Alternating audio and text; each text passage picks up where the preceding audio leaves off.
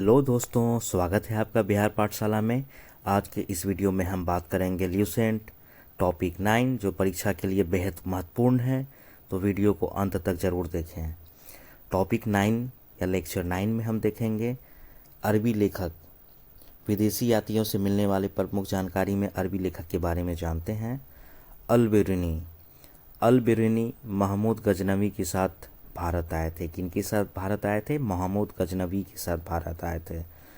वह कहाँ से आए थे? ख्वारिज्म, जो आधुनिक तुर्कमेनिस्तान या उज्बेकिस्तान क्षेत्र है, वहाँ के रहने वाले थे।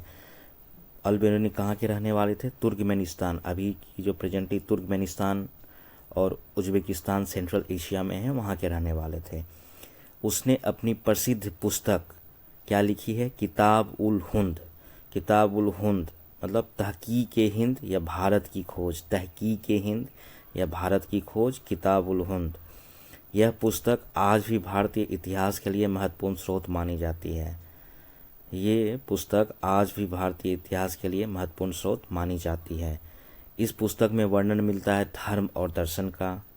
जो तहकीक हिंद या भारत की खोज किताब उल हिंद में मिलता है धर्म और दर्शन, भारतीय धर्म और दर्शन, त्यौहार उस समय के क्या थे, रीति रिवाज क्या थे, सामाजिक जीवन, खगोल विज्ञान और गणित की बातें, रसायन और विज्ञान, मापन विधिया के बारे में भी लिखी हुई है। मूर्ति कला और कानून के बारे में भी लिखी हुई है इस किताब में। इसलिए अल बिरूनी की पुस्तक से मध्यकालीन भारत की संस्कृति और समाज की महत्वपूर्ण जानकारी मिलती है। उस समय जो भारत थी, मध्यकालीन भारत थी, उसकी संस्कृति और समाज की महत्वपूर्ण जानकारी मिलती है। दूसरे अरब यात्री थे इब्न बतूता। दूसरे अरब यात्री थे इब्न बतूता।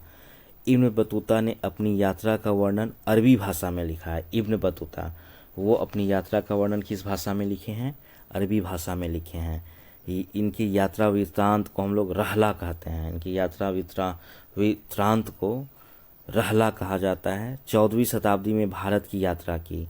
14वीं शताब्दी में किसकी यात्रा की? भारत की यात्रा की। 14वीं शताब्दी में भारत की यात्रा की। उसके वर्णन से उस समय के भारतीय उपमहाद्वीप के सामाजिक और सांस्कृतिक जीवन की महत्वपूर्ण जानकारी मिलती है।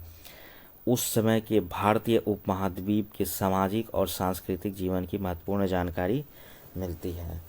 उस समय के भारतीय उपमहाद्वीप के सामाजिक और सांस्कृतिक जीवन की महत्वपूर्ण जानकारी मिलती है। वह 1333 ईस्वी में दिल्ली पहुंचा। उसकी विद्वता से प्रभावित होकर मोहम्मद बिन तुगलक ने उसे दिल्ली का काजी यानी न्यायाधीश नियुक्त किया। वह 1333 ईस्वी में दिल्ली पहुंचा। उससे विद्वता से प्रभावित होकर मोहम्मद बिन तुगलक ने उसे दिल्ली का काजी या न्यायाधीश नियुक्त किया। विद्वता से प्रभावित होकर मोहम्मद बिन तुगलक ने उसे दिल्ली का काजी या न्यायाधीश नियुक्त किया। मोहम्मद बिन तुगलक ने। अन्य लेखक के बारे में जानते हैं तारानाथ। यह एक तिब्बती लेखक थे। अन्य लेखक में जानते हैं तारानाथ। यह एक तिब्बती लेखक थे। इसने कांग्यूर और तांग्यूर नामक ग्रंथों की रचना की। कांग्यूर और तांग्यूर किसने रचना की? तारानाथ ने कांग्यूर और तांग्यूर नामक ग्रंथों की रचना की। भारतीय इतिहास के बारे में जानकारी मिलती है। यह एक तिब्बती लेखक थे। कांग्यूर और तांग्यूर नामक ग्रंथों की रचना की। भारतीय इतिहास के बारे में इसमें जानकारी मिलती है। दूसरे हैं मार्को पोलो। मार्को पोलो 13वीं शताब्दी के अंत में पांड्य देश या दक्षिण भारत की यात्रा पर आया था। मार्को पोलो 13वीं शताब्दी के अंत में पांड्य देश या दक्षिण भारत की यात्रा पर आया था। मार्को पोलो 13वीं शताब्दी के अंत में पांड्य देश या दक्षिण भारत की यात्रा पर आया था। उसके वर्णन से पांड्य राज के इतिहास और स्थिति के बारे में जानकारी मिलती है। उस समय के जो पांड्य राज थे उसके इतिहास और स्थिति के बारे में जानकारी मिलती है। मार्को पोलो साउथ इंडिया आए थे दक्षिण भारत की यात्रा पे 13वीं शताब्दी में, और उस समय के पांड्य देश, इतिहास और स्थिति के बारे में जानकारी मिलती है। तो दोस्तों, वीडियो को लाइक करें, चैनल को सब्सक्राइब करें और जुड़े रहिए बिहार पाठशाला के साथ। जय हिंद, जय बिहार।